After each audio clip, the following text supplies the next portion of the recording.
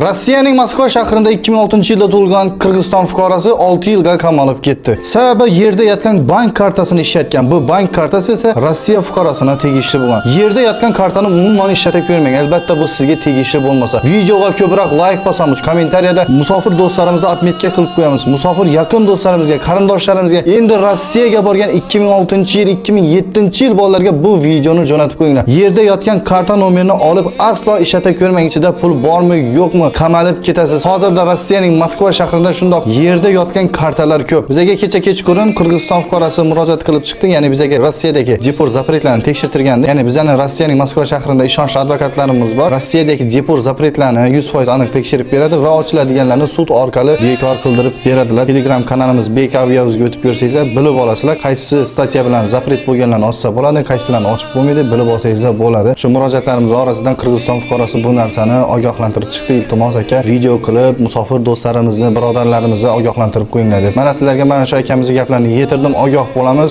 Yerdan telefon topib olasizmi, karta topib olasizmi? Aslo olmang. Yerda yotgan narsa yerda yotsin. Ogohlik davr talabi. Sog' bo'ling, omon bo'linglar.